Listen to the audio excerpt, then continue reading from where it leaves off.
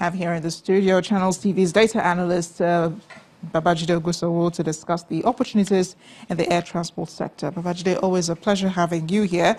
There are several recommendations on the most effective path to develop the air transport sector in Africa, especially in Nigeria. How large and sustainable is this business in the country? Again, it depends on how we want to look at this industry. And there are several ways we could look at this, because this has been happening for over 6 decades now.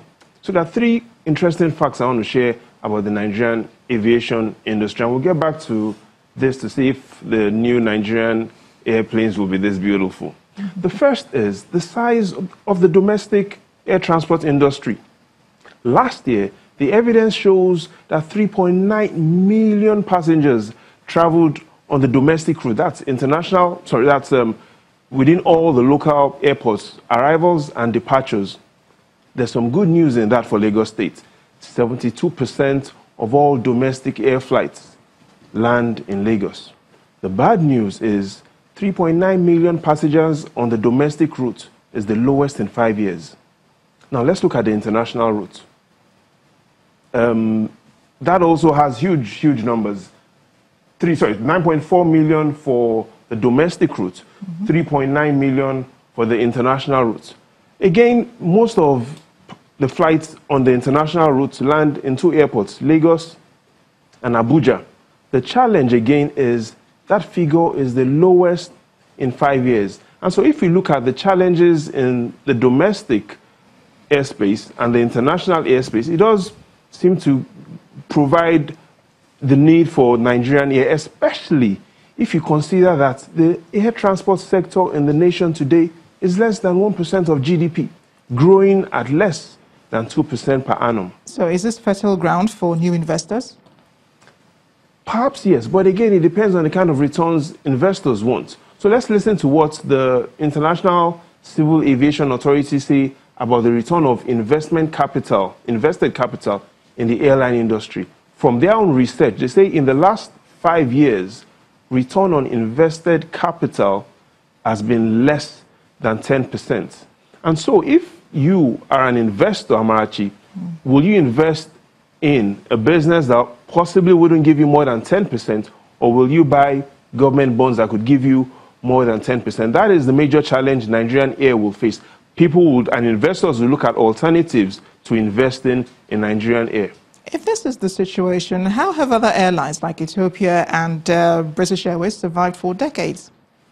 Again, one of the things we need to understand about the aviation industry is the barriers to exit are high. And so even though you might not be performing so well as an airline, it's hard to sell all your airplanes. So you keep looking for new ways and new partnerships to stay in the business. And that is one thing Ethiopian Airlines have done well. Keep looking for new profitable routes and creating partnerships. For British Airways, here's what they've done. They've invested so much money in new equipment and softwares. Last year alone, they invested the equivalent of 270 billion naira only on equipment. So the airline industry, highly capital intensive. So the question is, what will be the competitive advantage for Nigerian air? And I have one suggestion. I think it should be timing. Here's what I mean. It will be easier for President Buhari to decamp to an opposition party than for you to find a domestic airline in Nigeria that will leave at the scheduled time. And so we need to take timing more seriously.